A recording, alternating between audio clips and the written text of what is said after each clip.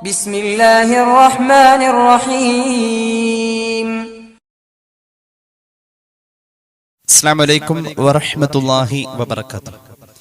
بسم الله والحمد لله والصلاة والسلام على أشرف رسول الله وعلى آله الفائزين برضا الله أما بعد. സത്യവിശ്വാസികൾ, അള്ളാഹു നമ്മുടെ ഈ സംഗമം സ്വീകരിക്കട്ടെ. നമ്മുടെ പാപങ്ങൾ അള്ളാഹു പുറത്തു തരട്ടെ. രോഗങ്ങൾ അള്ളാഹു ശിഫയാക്കട്ടെ. മരണപ്പെട്ടവരുടെ ഖബർ അള്ളാഹു സന്തോഷത്തിലാക്കട്ടെ. തെറ്റുകുറ്റങ്ങൾ അവർക്ക് നമുക്കും അള്ളാഹു നിരുപാധികം മാപ്പാക്കി തരട്ടെ. നമ്മുടെയും കുടുംബത്തിന്റെയും സൃഷ്ട ആയുസ് അള്ളാഹു പൊരുത്തപ്പെട്ട വഴിയിൽ ഇസ്സത്തോടെ സന്തോഷത്തോടെ ദീർഘമായി കഴിഞ്ഞ് ഈമാൻ സലാമത്തായി മരിക്കാനുള്ള മഹാഭാഗ്യം അള്ളാഹു നമുക്ക് എല്ലാവർക്കും നൽകട്ടെ. ദിവസങ്ങളായി നമ്മൾ സംസാരിച്ചു കൊണ്ടിരിക്കുന്നത് സത്യവിശ്വാസിയുടെ എക്കാലത്തെയും ഏറ്റവും വലിയ ശത്രു പിശാച് ആണ് എന്ന ഒരു ചർച്ചയാണ്. അള്ളാഹു നമ്മുടെ അറിവിൽ ബറക്കത്ത് നൽകട്ടെ, അമൽ ചെയ്യാൻ തൗഫീഖ് നൽകട്ടെ. വളരെ വിശാലമായി പോകുന്ന ഈ പഠനത്തിന്റെ ചെറിയ ചെറിയ ഭാഗങ്ങൾ മാത്രമാണ് നിങ്ങളുമായി പങ്കുവെക്കാൻ ആഗ്രഹിക്കുന്നത്. ആധുനിക സയൻസ് പോലും തോറ്റുപോകുന്ന വിധത്തിൽ ജിന്നിയായ കാര്യങ്ങൾ ഇന്ന് ലോകത്ത് കാണപ്പെട്ടുകൊണ്ടിരിക്കുകയാണ്. സമുദ്രത്തിലെ ഏറ്റവും അപകടകരമായ ഭാഗമാണ് അമേരിക്കയിൽ നിന്നും ഏകദേശം 900 കിലോമീറ്റർ അപ്പുറത്തുള്ള ബർമുഡ ട്രയാങ്കിൾ എന്നറിയപ്പെടുന്ന ഒരു അപകട ഏരിയ. ആ ഭാഗത്തേക്ക് പോകുന്ന കപ്പലുകളോ അതിന്റെ മുകളിലൂടെ സഞ്ചരിക്കുന്ന വിമാനങ്ങളോ ഹെലികോപ്റ്ററുകളോ പിന്നീട് എവിടെ പോകുന്നു എന്ന് ആർക്കും കാണാൻ പറ്റാത്ത വിധം അദൃശ്യമായി കൊണ്ടിരിക്കുന്ന ഒരു അത്ഭുതം. ഇതേക്കുറിച്ച് ശാസ്ത്രം നിരവധി പഠനങ്ങൾ നടത്തുന്നതിന്റെ ചില പ്രധാനമായ റിപ്പോർട്ടുകൾ ഗൂഗിൾ തന്നെ പ്രസിദ്ധീകരിക്കുന്നത് നമുക്ക് കാണാൻ കഴിയും. ഏറ്റവും ശ്രദ്ധേയമായ പല കാര്യങ്ങൾ വായിക്കുമ്പോൾ നമുക്ക് അതിൽ നിന്നും അപഗ്രഥിച്ചെടുക്കാൻ പറ്റുന്ന ചുരുക്കം ചില കാര്യങ്ങൾ ആമുഖത്തിൽ സൂചിപ്പിക്കാനാണ് ഞാൻ ആഗ്രഹിക്കുന്നത്.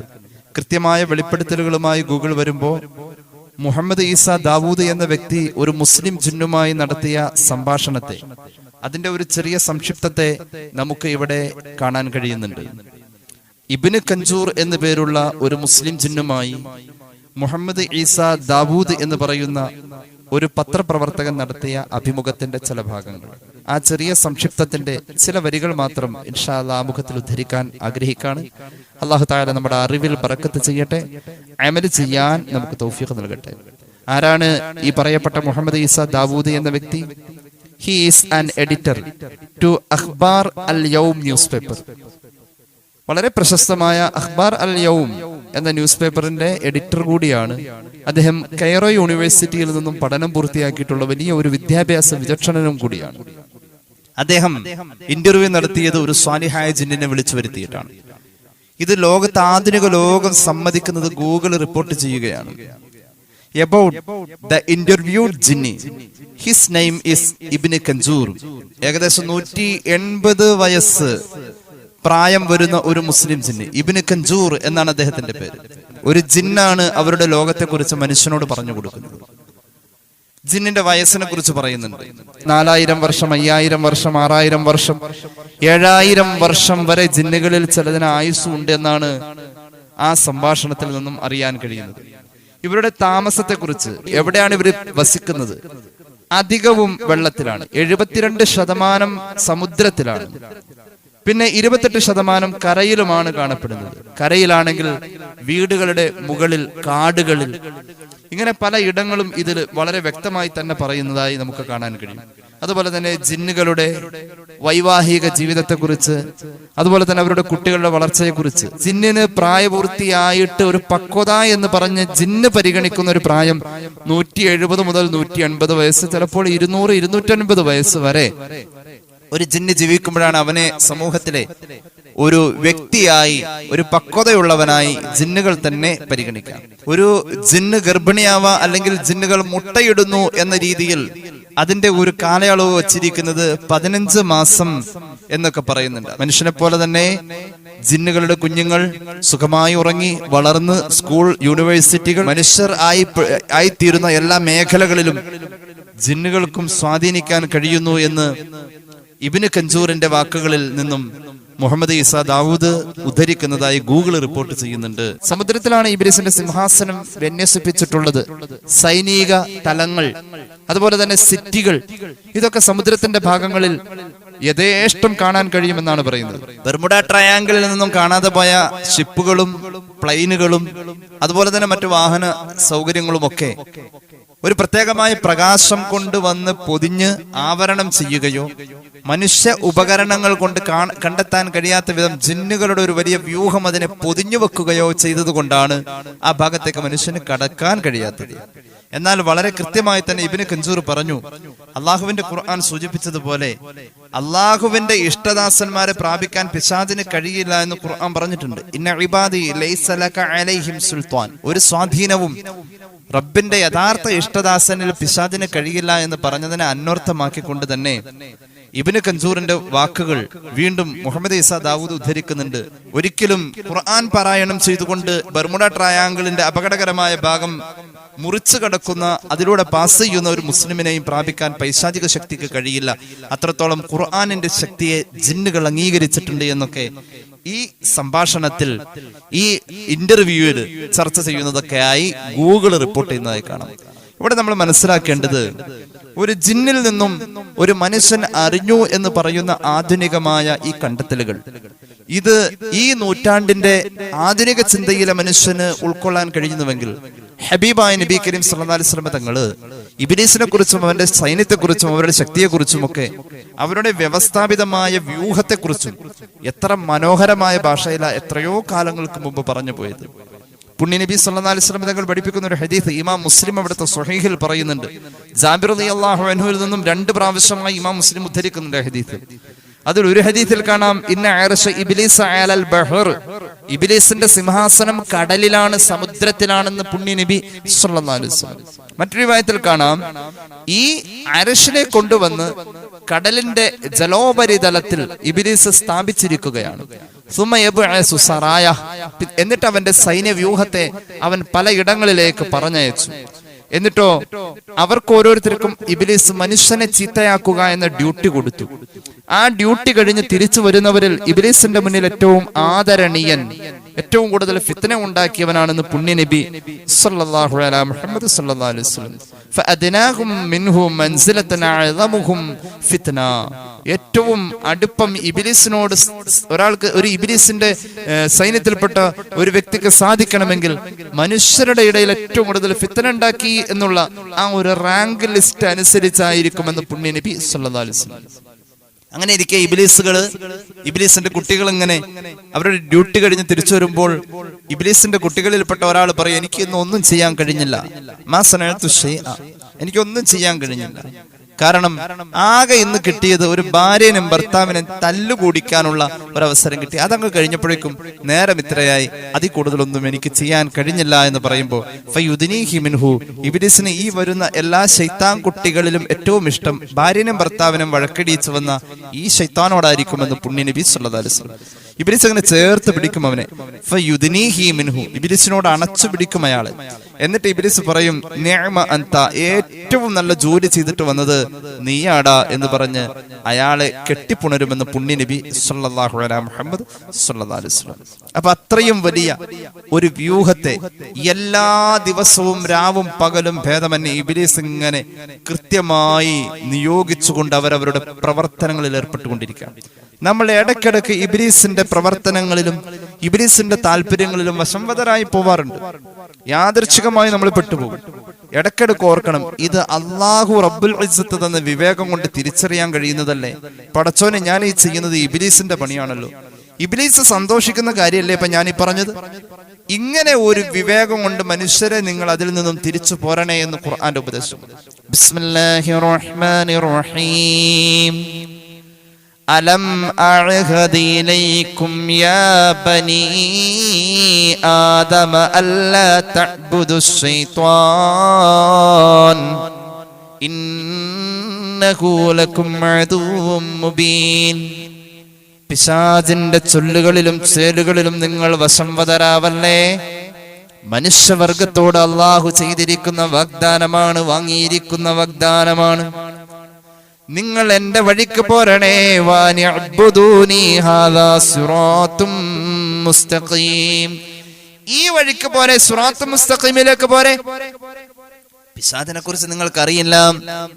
വലഖദ് അളല്ല മിൻകും ജിബില്ലൻ കസീറാ, ഒരുപാട് വ്യക്തികളെ, നല്ല നല്ല മനുഷ്യന്മാരെ വഴിപിഴപ്പിച്ചവനാ പിശാചി എന്ന് ഖുർആൻ.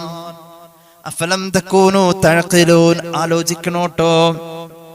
ഒരു പ്രവൃത്തി ചെയ്യുമ്പോൾ, ഒരു വാക്ക് പറയുമ്പോൾ, ഒരു സദസ്സിൽ അഭിമുഖീകരിക്കുമ്പോൾ, ഒരു സംഘത്തിൽ ചേരുമ്പോൾ, അല്ലാഹുവേ ഇത് പിശാചിന്റെ പ്രേരണയും പ്രചോദനവും ഇഷ്ടവുമുള്ള സദസ്സോ വാക്കോ പ്രവൃത്തിയോ ആണല്ലോ, ഞാൻ ഇതിൽ നിന്നും പിന്മാറുകയാ. അഫലം തകൂനു തഅഖിലൂൻ, അല്ലാഹു തന്ന വിശേഷ ബുദ്ധിയെ നിങ്ങൾക്ക് ഉപയോഗിച്ചുകൂടെ എന്ന് പരിശുദ്ധ ഖുർആൻ.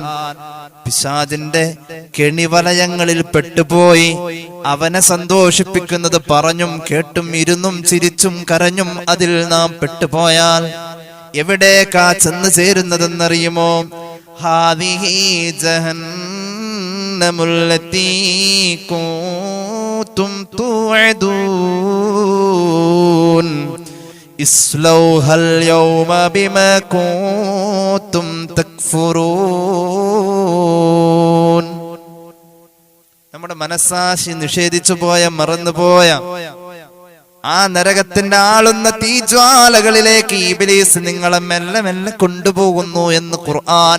എന്തൊരല്ല ഉപദേശം! പെട്ടുപോവല്ലേ, പെട്ടുപോവും. മഹാനായ ഉസ്മാൻ ഇബ്നു അബിൽ ആസ് റളിയല്ലാഹു അൻഹു ഹബീബിന്റെ മുന്നിൽ വരുന്നുണ്ട്. സ്വഹീഹ് മുസ്ലിം ഒരു ഹദീസ് പറയുന്നുണ്ട്.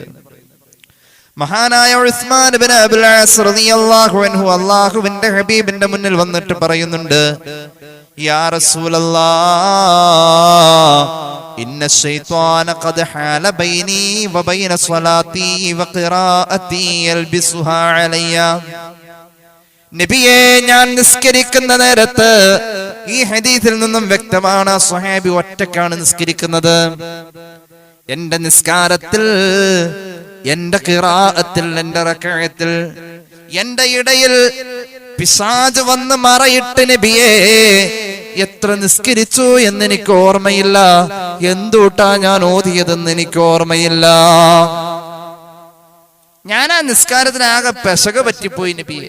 സാന്ദർഭികമായി പറയാം, ജമാഅത്ത് നിസ്കാരത്തിൽ പിശാച് വരുന്നതിനേക്കാൾ കൂടുതൽ ഒറ്റയ്ക്ക് നിസ്കരിക്കുന്നവന്റെ അടുത്താണ് വഴി പിഴപ്പിക്കാൻ ചെല്ല എന്ന് ഹബീബായ നബി കരീം സല്ലല്ലാഹു അലൈഹി വസല്ലം പഠിപ്പിക്കുന്നുണ്ട്. ഒരു ഹദീസുണ്ട്, ഇൻഷാ അല്ലാഹ് നമുക്ക് സമയമുണ്ട് അവസാനം പറയാം. ജമാഅത്ത് നിസ്കാരത്തില് പൈശാചിക പ്രേരണകളും പ്രശ്നങ്ങളും കുറവായിരിക്കും, ഒറ്റയ്ക്ക് നിസ്കരിക്കുന്നവനിലാ കൂടുതൽ. ഹബീബായ നബി തങ്ങൾ അതിന് ഉദാഹരണം പറഞ്ഞത്, ഒറ്റയ്ക്ക് നടക്കുന്ന ആടിനെ ചെന്നായക്ക് പിടിക്കാൻ എളുപ്പം എന്ന പോലെ എന്ന് പരിശുദ്ധ റസൂൽ സല്ലല്ലാഹു അലൈഹി വസല്ലം. ഹബീബായ നബി തങ്ങൾ ആ സ്വഹാബിയോട് പറഞ്ഞു, ദാക ശൈത്വാൻ യുഖാലു ലഹു ഖൻസബ്. മോനെ ഉസ്മാൻ ഇബ്നു അബിൽ ആസ്, നിന്നെ നിസ്കാരത്തിൽ ശല്യം ചെയ്യാൻ വന്ന പിശാചിന്റെ പേരാണ് ഖൻസബ്. അവന്റെ പണി നിസ്കാരത്തിൽ വസ്വാസ് ഉണ്ടാക്കൽ. അങ്ങനെ ഒരു തോന്നല് നിസ്കാരത്തിലാവട്ടെ അല്ലാതെ ആവട്ടെ നിങ്ങൾക്ക് അനുഭവപ്പെട്ടാൽ, നിങ്ങളുടെ മനസ്സുകൊണ്ട് പിശാചിന്റെ വഴിക്ക് ഞാൻ പോവില്ല എന്നൊരു ദൃഢമായ തീരുമാനത്തിൽ പിന്തിരിയാൻ ശ്രമിക്കണം. നിസ്കാരത്തിന്റെ പുറത്താണ് അങ്ങനെ ഒരു അനുഭവമെങ്കിൽ അള്ളാഹുവോട് ദുആയിരക്കണം, പടച്ചോനെ ഇത് പിശാചായി തോന്നിക്കുന്നു, എന്നെ നീ കാക്കണേ, ഞാൻ ഇത് ചെയ്യാതെ നീ എന്നെ കാക്കണേ, പിശാചിന്റെ പ്രേരണയിലും പ്രചോദനത്തിലും ഞാൻ പെട്ടുപോകല്ലേ. നിങ്ങൾക്ക് അങ്ങനെ ഒരു തോന്നല് കിട്ടുന്നുവെങ്കിൽ ഖൈറാണ്, അവിടെ വെച്ച് ദുആ ചെയ്യണമെന്ന് സയ്യിദുനാ റസൂലുള്ളാഹി സ്വല്ലല്ലാഹു അലൈഹി വസല്ലം. അവന്റെ എല്ലാ പട്ടാളത്തെയും കൊണ്ട് അവനിങ്ങനെ ഇറങ്ങല്ലേ കടലീന്ന്. കടലിന്റെ ഏകദേശം മനുഷ്യനിലേക്ക് എത്താൻ പറ്റുന്ന രീതിയിൽ ഒരു താവളം അടിച്ച് അവിടെയാണ് കൂടുതലും, 72% അവിടെയാണെന്നാ പറയുന്നത്.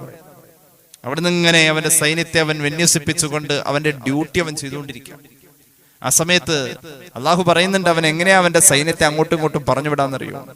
ബിസ്മില്ലാഹിർ റഹ്മാനിർ റഹീം.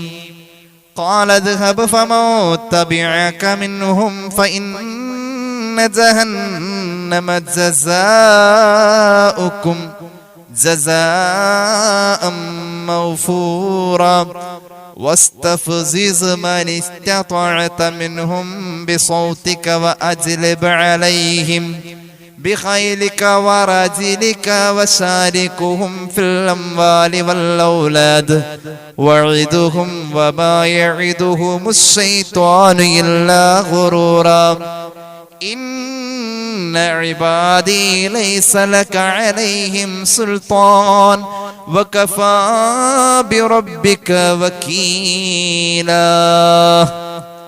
അവന്റെ പട്ടാളങ്ങൾ, കാൽനട പട്ടാളങ്ങൾ, അവന്റെ കുതിരപ്പട്ടാളങ്ങൾ, സർവസൈന്യ വ്യൂഹങ്ങളും പലയിടങ്ങളിലേക്ക് ചിതറുകയാണ്. കോടിക്കണക്കിന് വരുന്ന ശൈത്താന്മാരാ കൂടുന്നത്.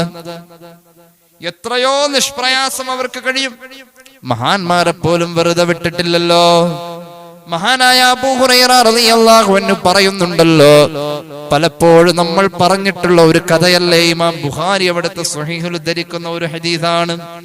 പരിശുദ്ധ റസൂൽ സല്ലല്ലാഹു അലൈഹി വസല്ലമ തങ്ങള് പ്രിയ സ്വഹാബിയായ അബൂ ഹുറൈറ റളിയല്ലാഹു അൻഹുവിനെ സക്കാത്തിന്റെ മുതൽ നോക്കാൻ വേണ്ടി ഏൽപ്പിച്ചു. പരിശുദ്ധ റമദാനിൽ സക്കാത്തിന്റെ മുതല്, ഈത്തപ്പഴം മറ്റുമൊക്കെ ആയിട്ടുള്ള സക്കാത്തിന്റെ മുതലുകൾ, സക്കാത്ത് നിർബന്ധമായിട്ടുള്ള ഭക്ഷ്യവസ്തുക്കൾ, അതിന്റെ കാവലിന് വേണ്ടി അബൂ ഹുറൈറ റളിയല്ലാഹു അൻഹു എന്ന വലിയ ജ്ഞാനഗോപുരമായ സ്വഹാബിയെ മുത്തുനബി സല്ലല്ലാഹു അലൈഹി വസല്ലം തങ്ങളെ ഏൽപ്പിച്ചു. അബൂ ഹുറൈറ തങ്ങൾ പറയാ, ഫഅതാനി ആതിം ഫജഅല യഹ്സു മിന അത്'ആമി ഫഅഖത്തുഹു. ഒരാഗതൻ, അപരിചിതൻ, എനിക്ക് മുമ്പ് പരിചയമൊന്നുമില്ല. അയാൾ വന്നപാടെ ഒന്നും ചോദിച്ചില്ല, ഒന്നും പറഞ്ഞില്ല. അയാൾ ഒരു കോരൽ കോരി, ഒരു വാളൻ, അങ്ങനെ പറയാം, ഞങ്ങളുടെ നാട്ടിൽ വാളൻ എന്ന് പറയും, ഇങ്ങനെ ചേർത്ത് പിടിച്ച് കോരുന്നതിന് വാളൻ എന്ന് പറയും. ഒരു വാളൻ, ഒരു കോരൽ അയാൾ കോരിയെടുത്തു. ഇയാള് വരാ എടുക്ക. ഞാൻ അയാളെ കയ്യോടെ പിടിച്ചു. എന്നിട്ട് ഞാൻ പറഞ്ഞു, വല്ലാഹി ല അർഫഅന്നക ഇലാ റസൂലില്ലാഹി സ്വല്ലല്ലാഹു അലൈഹി വസല്ലം, അല്ലാഹുവാണ് സത്യം, തീർച്ചയായും നേരം പുലർന്നാൽ നിന്നെ അല്ലാഹുവിന്റെ ഹബീബിന്റെ മുന്നിൽ ഞാൻ ഹാജരാക്കുമെന്ന് ഞാൻ പറഞ്ഞു. അയാൾ പറഞ്ഞു, ഇന്നി മുഹ്താജ് വഅലയ്യ ഇയാലി വലിയ ഹാജത്തുൻ ഷദീദ. മോനെ, എന്നെ വിട്ടേക്ക്, ഞാൻ ഇത് അത്യാവശ്യമുള്ള ആളായതുകൊണ്ട്, ഇതെനിക്കും കൂടി അർഹതപ്പെട്ടതാണ്. എനിക്ക് ഇതിന്റെ വിതരണ സമയം വരെ കാത്തിരിക്കാനൊന്നും പറ്റില്ല. എനിക്ക് എന്റെ കുടുംബം പട്ടിണിയാ എന്ന് പറഞ്ഞുകൊണ്ട് അനുകമ്പയിൽ അയാൾ എന്നെ വീഴ്ത്തി. ആരാവ്, ഞാൻ അയാളെ പറഞ്ഞയച്ചു. പോട്ടെ, നിർത്തു. അർഹനാണെന്ന് പറഞ്ഞു വരുന്ന ഒരു രൂപവും കുടുംബത്തിന്റെ പ്രാരാബ്ദവും പറഞ്ഞു. ഞാൻ വിട്ടുവീഴ്ച ചെയ്തു വിട്ടു. സുബഹിക്ക് തന്നെ ഞാൻ അല്ലാഹുവിന്റെ ഹബീബിനോട് ഇത് പറഞ്ഞു. പുണ്യ നബി സല്ലല്ലാഹു അലൈഹി വസല്ലം തങ്ങൾ ചോദിച്ചു, മാ ഫഅല അസീറുകൽ ബാരിഹാ, നിന്റെ ഇന്നലത്തെ ആ ബന്ധിയായി പിടിക്കേണ്ടിയിരുന്ന ആള് എന്താ പറഞ്ഞത്, അയാൾ എവിടെ എന്ന് എന്നോട് പുണ്യ നബി തിരിച്ചു ചോദിച്ചു. ഞാൻ പറഞ്ഞു, നബി അയാളുടെ ആവശ്യം പറഞ്ഞു. ഫറഹിംതുഹു, അയാളോട് എനിക്ക് അലിവ് തോന്നിയപ്പോൾ ഫഖല്ലൈതു സബീലഹു, അയാളുടെ വഴിക്ക് ഞാൻ നിരുപാധികം പറഞ്ഞയച്ചു നബിയേ. പുണ്യ നബി പറഞ്ഞു, അറിയണേ, ഖദ് കദബക വസയഊദു, ഇന്നലെ പറഞ്ഞത് കളവാണ് മോനെ, അവൻ ഇനിയും വരുമെന്ന് പരിശുദ്ധ റസൂൽ സല്ലല്ലാഹു അലൈഹി വസല്ലം. ഫഅറഫ്തു, ഞാൻ മനസ്സിലാക്കി, അന്നഹു സയഊദു, ഉറപ്പായിട്ടും അയാൾ ഇനി വരുമല്ലോ. മുത്തുനബിയാണല്ലോ പറഞ്ഞത്, ഖൗലു റസൂലുള്ളാഹി സ്വല്ലല്ലാഹു അലൈഹി വസല്ലം, ഖൗലു റസൂലുള്ളാഹി സ്വല്ലല്ലാഹു അലൈഹി വസല്ലം ഇന്നഹു സയഊദ്, അയാൾ വരുമെന്ന് നബിയാ പറഞ്ഞത്. അതുകൊണ്ട് ഞാൻ കാത്തിരുന്നു. ഫറസത്തുഹു, ഞാൻ അയാൾക്ക് വേണ്ടി പ്രതീക്ഷിച്ചിരുന്നപ്പോൾ അയാൾ പിറ്റേ രാവിലും വന്നു. കഴിഞ്ഞ രാത്രിയിലെ പോലെ തന്നെ എന്റെ അനുവാദമില്ലാതെ ഒരു അരുകിൽ നിന്നും അയാൾ അങ്ങ് കോരിയെടുത്തു. അയാളുടെ സഞ്ചിയിലേക്ക് വാരിയിടാൻ തുടങ്ങി. അയാളെ ഞാൻ കയ്യോടെ പിടിച്ചെന്നിട്ട് പറഞ്ഞു, ഇന്ന് എന്തായാലും നിങ്ങളെ ഞാൻ അല്ലാഹുവിന്റെ ഹബീബിന്റെ അടുക്കൽ ഏൽപ്പിക്കും. അപ്പോൾ ഇന്നലെ കരഞ്ഞു പറഞ്ഞതിനേക്കാളും അയാൾ കൂടുതൽ ശക്തിയിൽ കരഞ്ഞിട്ട് എന്റെ മുന്നിൽ പരാധീനതകളും ഇല്ലായ്മകളും പറയാൻ തുടങ്ങി. മനസ്സലിഞ്ഞു പോയി. ഞാൻ സുബഹിക്ക് ഞാൻ അല്ലാഹുവിന്റെ ഹബീബിന്റെ മുന്നിൽ ചെന്നപ്പോ സുസ്മേധവദനായി പുന്നാരപ്പൂമാൻ എന്നോട് ചോദിച്ചു, ഇന്നലെയും ബന്ദിയായി പിടിക്കേണ്ട ആള് ഇന്നലെയും വന്നിരുന്നോ? ആള് വന്നു പോകുമ്പോൾ എന്താണ് പറഞ്ഞത്? അയാളെ നീ ബന്ദിയായി പിടിച്ചില്ലേ അബൂ ഹുറൈറ? നബിയേ, അയാള് കഴിഞ്ഞ രാത്രിയിൽ പറഞ്ഞതിനേക്കാളും കഷ്ടം തോന്നുന്ന, അലിവ് തോന്നുന്ന വാക്കുകൾ ഉരവിട്ട് എന്റെ മനസ്സിനെ പിടിച്ചു കുലുക്കി. അലിവ് തോന്നിപ്പോയി നബിയെ. അയാളുടെ കഷ്ടപ്പാടിൽ ഞാൻ വീണുപോയി. ആ അവതരണത്തിൽ ഞാൻ പെട്ടുപോയി. ഞാൻ അയാളെ വിട്ടയച്ചു നബിയെ. പുണ്യ നബി സല്ലല്ലാഹു അലൈഹി വസല്ലം തങ്ങൾ പറഞ്ഞു, അവൻ കള്ളനാണ്, കളവാണ് പറഞ്ഞത്, അവൻ പിന്നെയും വരും. മൂന്നാമത്തെ രാവിന് വേണ്ടിയിട്ട് ഞാൻ കാത്തിരുന്നു.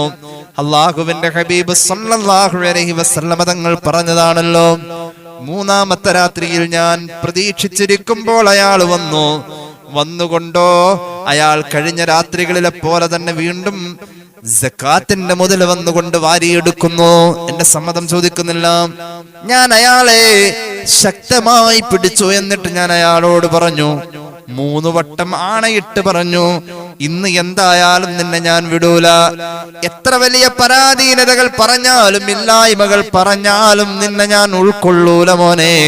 നിന്നെ അള്ളാഹുവിന്റെ ഹബീബിന്റെ മുന്നിൽ ഞാൻ എത്തിക്ക തന്നെ ചെയ്യുമെന്ന് പറഞ്ഞു.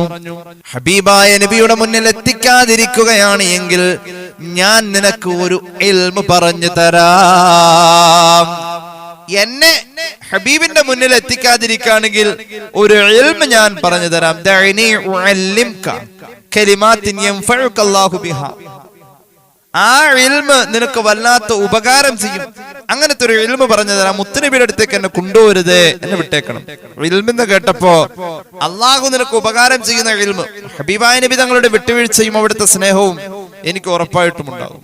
ഇയാളുടെ ഇല്ലായ്മകളിൽ ഞാൻ ഇയാൾക്ക് വിട്ടുവീഴ്ച ചെയ്ത് ആ വാക്കുകളിൽ ഞാൻ വീണുപോയി. 2 പ്രാവശ്യം ചെന്നപ്പോഴും മുത്തുനബി എന്നെ ശകാരിച്ചില്ല.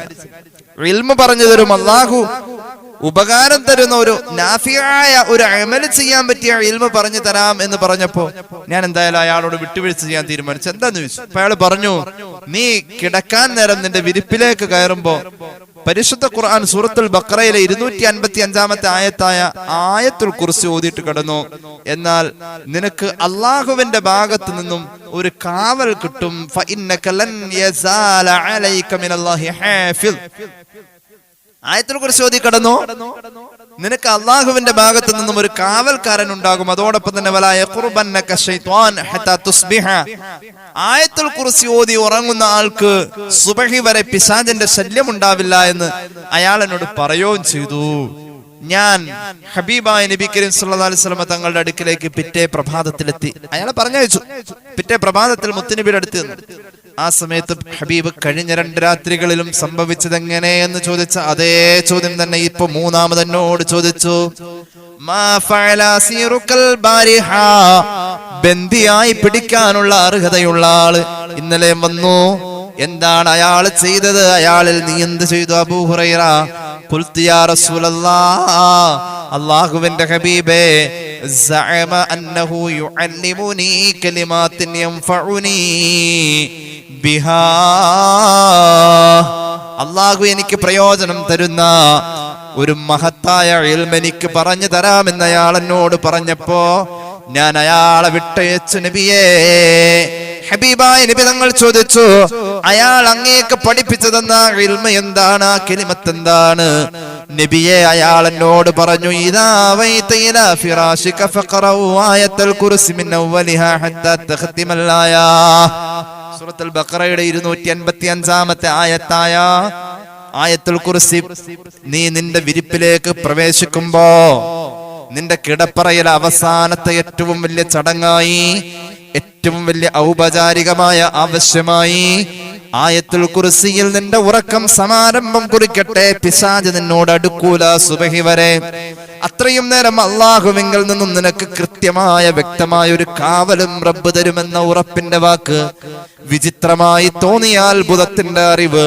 നബിയേ, ഇത് കേട്ടതോടുകൂടെ ഇൽമിനോടുള്ള ആഗ്രഹം കൊണ്ട് ഞാൻ അയാളെ വിട്ടയച്ചു. നബിയെ, ഹബീബായ നബി തങ്ങൾക്ക് ഒരു ചിരിയുണ്ടായിരുന്നു. فقال النبي صلى الله عليه وسلم أما إنه قد صدقك وهو كذوب. കളവ് മാത്രം പറയുന്ന അവൻ ഇന്നലെ നിന്നോട് പറഞ്ഞത് സത്യമാ അബൂ ഹുറൈറ എന്ന് നബി മുഹമ്മദ് മുസ്തഫ.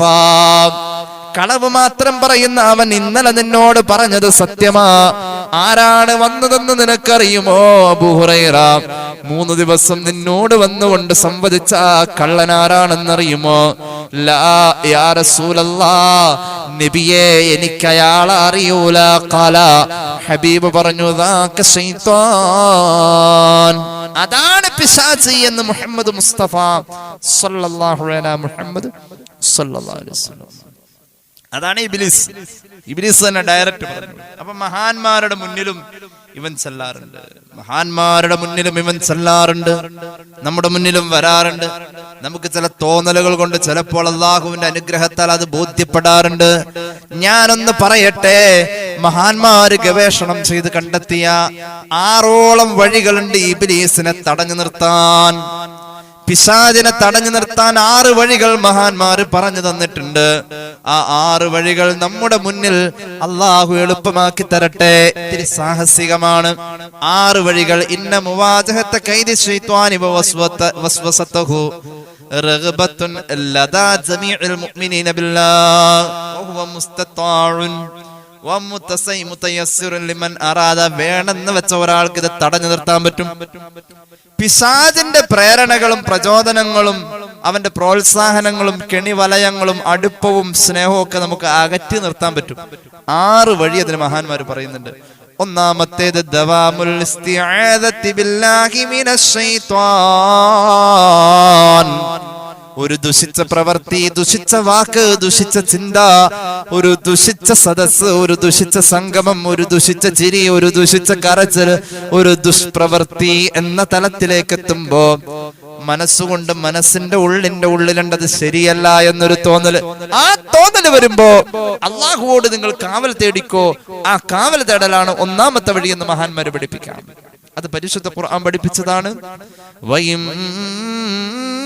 ما ينزغنك من الشيطان نزغ فاستعذ بالله إنه سميع عليم. ഇത് പിശാച് തോന്നിക്കുന്നതാ, ഇത് ഇബ്ലീസിന്റെ പണിയാ. അങ്ങനെ ഒരു ബോധ്യപ്പെടൽ നിങ്ങൾക്ക് വരുമ്പോ അപ്പ തന്നെ ദുആ ചെയ്യണേ എന്ന് ഖുർആൻ. അള്ളാഹുവോട് പിശാചിന്റെ ശല്യങ്ങളിൽ നിന്നും അപ്പോൾ തന്നെ ദുആ ചെയ്തോ എന്ന് ഖുർആൻ. അത് തന്നെയാ ഒന്നാമത്തെ മാർഗം. നമുക്കങ്ങനെ തോന്നല് വന്ന അപ്പൊ തന്നെ അവിടെ ദ്വാരം തോന്നും. ഒന്നാമത്തെ മാർഗം. 6 മാർഗത്തിൽ ഒന്നാമത്തേത്. രണ്ടാമത്തേത് കേട്ടോ, രണ്ടാമത്തേത് പിശാചിനെ പേടിപ്പിക്കാനുള്ള ഒരു ഇസ്മുണ്ട്. പിശാചിനെ പേടിപ്പിക്കാനുള്ള ഒരു ദിക്റുണ്ട്. ഏതാണെന്ന് അറിയാതെ ബിസ്മില്ലാഹിർ റഹ്മാനിർ റഹീം എന്നതാ. ബിസ്മില്ലാഹിർ റഹ്മാനിർ റഹീം. ഇതിങ്ങനെ ബന്ധപ്പെടുന്നോടത്ത് അല്ലെങ്കിലും പൈശാചിക ഇടപെടൽ ഉണ്ടാവാൻ സാധ്യതയുള്ളടത്ത് മുഴുവൻ ഇതിന്റെ ഒരു ഹ്രസ്വമായ ഭാഗമെങ്കിലും നമ്മൾ ഉപയോഗിക്കുന്നുണ്ട്. ഉദാഹരണം, ബാത്റൂമിലേക്ക് കയറുന്നതിന് മുമ്പ് നമ്മൾ പറയാറുണ്ടല്ലോ ബിസ്മില്ലാഹി അല്ലാഹുമ്മ ഇന്നി അഊദു ബിക മിനൽ ഖുബസി വൽ ഖബായിസി. ഖൽയൂബി ഒക്കെ പറയുന്നത്, ഫിഖ്ഹിന്റെ ഗ്രന്ഥങ്ങൾ പറയുന്നത് അവിടെ ബിസ്മില്ലാഹിർ റഹ്മാനിർ റഹീം എന്ന് പരിപൂർണമായി ഓതാൻ പാടില്ല. ബാത്റൂമിന്റെ മുമ്പിലുള്ള സന്ദർഭങ്ങളിൽ, അല്ലാത്ത സമയമൊക്കെ ഉണ്ട്. ഭക്ഷണം കഴിക്കുമ്പോൾ പിശാച് അതിൽ വന്ന് പ്രാപിക്കാതിരിക്കാൻ വേണ്ടിയിട്ടാണ് ബിസ്മി ചൊല്ലുന്നത്. വാതിലടയ്ക്കുമ്പോൾ ബിസ്മില്ലാഹിർ റഹ്മാനിർ റഹീം ഫുള്ളായിട്ട് ചൊല്ലണം. ബിസ്മി ചൊല്ലിയിട്ട് അടച്ച വാതിലൊന്നും പിശാച് തുറക്കൂല എന്ന് പുണ്യനബി സ്വല്ലല്ലാഹു അലൈഹി വസല്ലം. ശാരീരിക വേഴ്ചയിൽ മനുഷ്യർ ചൊല്ലേണ്ട ദിക്റുകളിലൊക്കെ ഈ ബിസ്മില്ല വരുന്നുണ്ട്. ബിസ്മില്ലാഹിർ റഹ്മാനിർ റഹീം എന്ന് ചില സ്തുതിക്കപ്പെടുന്ന സന്ദർഭങ്ങളിലും നമുക്ക് അത്ര കണ്ട് ബിസ്മിയുടെ പ്രയോഗങ്ങൾ പരിപൂർണമാവാൻ പാടില്ലാത്ത സന്ദർഭങ്ങളിലും അതിന്റെ ഭാഗികമായ വശമെങ്കിലും ഉൾപ്പെടുത്തിയിട്ടുള്ള ദിക്റുകളാ നമ്മുടെ അമലിന്റെ രംഗത്ത് അള്ളാഹു തന്നിട്ടുള്ളത്. അപ്പൊ ബിസ്മില്ലാഹിർ റഹ്മാനിർ റഹീം എന്ന ദിക്റ്, അത് ദിക്റെന്ന് ഞാൻ പറയുന്നത് എന്തുകൊണ്ടെന്ന് വെച്ചാൽ ജനാബത്തുള്ള ഒരാളെ സംബന്ധിച്ചും അത് ചൊല്ലാവുന്നതാണ്. വലിയ ശുദ്ധിയുള്ള സ്ത്രീയെ സംബന്ധിച്ചും അത് ചൊല്ലാവുന്നതാണ്. ദിക്റ് എന്ന തലത്തിൽ പിശാചിന് ഏറ്റവും പേടിയുള്ള ഒരു ദിക്റാണത്. ബിസ്മില്ലാഹിർ റഹ്മാനിർ റഹീം. ഇത് പിശാചിന് ഏറ്റവും പേടിയാണ്. പിശാച് ഏറ്റവും വിറച്ചു പോകുന്നത് എന്ന് മാത്രമല്ല, പിശാച് ഈ ബിസ്മി കേട്ടാൽ ചുരുണ്ടുകൂടും, ഈച്ചയെക്കാളും ചെറുതാകുമെന്ന് സയ്യിദുനാ റസൂലുള്ളാഹി സ്വല്ലല്ലാഹു അലൈഹി വസല്ലം. ഒരു സ്വഹാബി പിശാചിനെ അനുശോചിച്ചുകൊണ്ട് പറഞ്ഞു, പിശാചിനെ പറ്റി പറഞ്ഞു, അവൻ നിസ്സാരനായി പോവട്ടെ. പിശാച് നിസ്സാരനായി പോട്ടെ എന്ന് പറഞ്ഞു. മുത്തുനബി അത് കേട്ടു. ഹബീബായ നബി തങ്ങൾ പറഞ്ഞു, അങ്ങനെയല്ല മോനെ പറയേണ്ടത്, അവൻ നിസ്സാരനായി പോട്ടെ എന്ന് പറഞ്ഞാൽ അവനെ സംബന്ധിച്ചിടത്തോളം അതിലവന് കിബറ് കൂടാ ചെയ്യാം. നേരെ മറിച്ച് അങ്ങനെയുള്ള പ്രയോഗങ്ങളൊന്നും വേണ്ട, പിശാചിനെ ശപിച്ചു പറയൊന്നും വേണ്ട, ഇങ്ങനെ പറഞ്ഞാൽ മതി. ഇദാ ഖുൽത നീ പറയണേ, വഖാല ഇദാ ഖുൽത ബിസ്മില്ലാഹിർ റഹ്മാനിർ റഹീം ബിസ്മില്ലാഹിർ റഹ്മാനിർ റഹീം എന്നാണ് നീ പറയുന്നതെങ്കിൽ തസാഗറത്ത് ഇലൈഹി നഫ്സുഹു, അവൻ ചുരുണ്ടുകൂടും. അപ്പൊ ഈ ബിസ്മില്ലാഹിർ റഹ്മാനിർ റഹീം എന്നത് ചൊല്ലുമ്പോൾ പിശാച് അവന്റെ കഴിവുകൾ നശിച്ച് ചുരുണ്ടുകൂടും.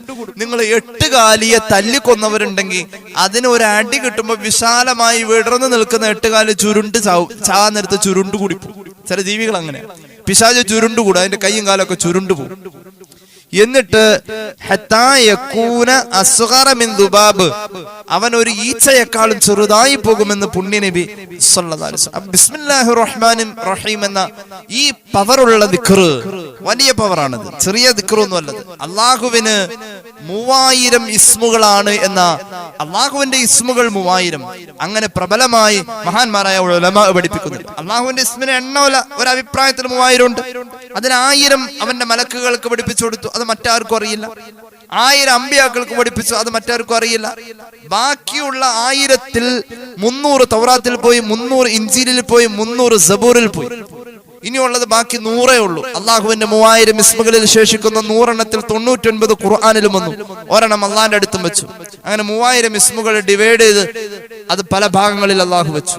എന്നാൽ ഈ 3000 ഇസ്മുകൾ ഒന്നിച്ച് ഒരു സ്ഥലത്ത്, അള്ളാഹുവിന്റെ 3000 ഇസ്മിന്റെ പവറാണ് ഒന്നിച്ച് ഒരു സ്ഥലത്ത് അള്ളാഹ് കൊണ്ടുവന്നത് ബിസ്മില്ലാഹിർ റഹ്മാനിർ റഹീം എന്ന ഒറ്റ വചനത്തിലാണ്. ഒരു ബിസ്മില്ലാഹിർ റഹ്മാനിർ റഹീം എന്നത് ഒരാൾ ഉച്ചരിക്കുമ്പോൾ അതിനർത്ഥം ബിക്കുൽ ബിസ്മില്ലാഹിർ റഹ്മാനിർ റഹീം എന്നാണ്. അള്ളാഹുവിന്റെ എല്ലാ നാമങ്ങൾ കൊണ്ടും ഞാൻ ആരംഭിക്കുന്നു. ബിസ്മില്ലാഹിർ റഹ്മാനിർ റഹീം എന്നത് 3000 ഇസ്മുകളുടെ കാവലാണ് തരുന്നത്.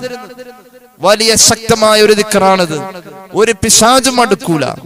എന്ന് മാത്രമല്ല, ആ കാര്യം ബറക്കത്തിലായേ അവസാനിക്കൂ ബിസ്മി കൊണ്ട് തുടങ്ങുമ്പോൾ. കാരണം പിശാചില്ലല്ലോ, പിശാച് ഇല്ല എന്നതിന്റെ കൂടെ തന്നെ ആ കാര്യം ബറക്കത്തോടു കൂടി അവസാനിക്കും. ബിസ്മി മധുരമാണ്. മൃഗങ്ങളെ അറുക്കുമ്പോൾ ബിസ്മി ചൊല്ലുന്നത് മൃഗങ്ങൾക്ക് മധുരമായി അനുഭവിക്കാൻ കഴിയുമെന്ന് ഔക്കമാ ഖാല റസൂലുള്ളാഹി. ഇനി മറ്റൊരു കാര്യം പറയാം, മുഖസൗന്ദര്യം വർദ്ധിപ്പിക്കാൻ. മുഖസൗന്ദര്യം വർദ്ധിപ്പിക്കാൻ മഹാനായ അലി റളിയല്ലാഹു അൻഹു പറയുന്നുണ്ട്, ശുദ്ധമായ പ്രതലത്തിൽ ബിസ്മില്ലാഹിർ റഹ്മാനിർ റഹീം എന്നത് അക്ഷരം തെറ്റാതെ ഒരാൾ ഭംഗിയിൽ എഴുതി വരച്ച് വരച്ച് ശീലിച്ചു കൊണ്ടുവന്നാൽ ആ ദിക്ർ ബിസ്മില്ലാഹിർ റഹ്മാനിർ റഹീം എന്ന ദിക്ർ ശുദ്ധമായ പ്രതലത്തിൽ ഭംഗിയിൽ എഴുതിയാൽ മുഖത്തിന്റെ ഭംഗി കൂടുമെന്ന് മഹാനായ അലി റളിയല്ലാഹു അൻഹു പറയുന്നുണ്ട്. മഹാന്മാരായ ഉലമാ സംബന്ധമായി ധാരാളം കാര്യങ്ങൾ ഇതിന്റെ വിശദീകരണത്തിൽ പറയുന്നുണ്ട്. അപ്പോൾ പിശാചിനെ ഓടിക്കാനുള്ളതായ, അകറ്റി നിർത്താനുള്ള രണ്ടാമത്തെ മാർഗം ബിസ്മില്ലാഹിർ റഹ്മാനിർ റഹീം എന്ന ശക്തമായ ദിക്റിന്റെ പ്രയോഗമാണ്. അല്ലാഹു തൗഫീഖ് നൽകട്ടെ. ഞാൻ വിശദീകരിക്കുന്നില്ല. മൂന്നാമത്തെ മാർഗം അൽ ഇൽതിസാബു ബിസ്സലാ വഖുസൂസൻ ഫി ജമാഅത്തിൽ മുസ്ലിമീൻ. പരമാവധി ജമാഅത്തായി തന്നെ നിസ്കരിക്കുന്ന ശീലം ഉണ്ടെങ്കിൽ പിശാച് അടുക്കൂല. ഹബീബ് പറഞ്ഞല്ലോ, മാ മിൻ സലാസത്തിൻ ഫീ ഖറിയ വലാ ബദ്വിൻ ലാ തുഖാമു ഫീഹിം സ്വലാത്തു ഇല്ലാ ഇസ്തഹവദ അലൈഹിം അശ്ശൈത്താൻ ഫഅലൈക ബിൽ ജമാഅത്തി ഫഇന്നമാ യഅകുലു ദിഅ്ബു അൽ ഖാസിയ. പുണ്യ നബി സല്ലല്ലാഹു അലൈഹി മുഹമ്മദ് സല്ലല്ലാഹു അലൈഹി വസല്ലം. ഒരു നാട്ടിൽ 3 ആളുണ്ട്, ഒരു പട്ടണത്തിൽ 3 ആളുണ്ട്. 3 ആളുണ്ടായിട്ടും അവിടെ ജമാഅത്ത് നിസ്കാരങ്ങൾ നടന്നില്ലെങ്കിൽ ആ ഭാഗത്തേക്ക് പിശാചിന്റെ ആധിപത്യം ഉറപ്പ് എന്ന് പുണ്യ നബി സല്ലല്ലാഹു അലൈഹി വസല്ലം.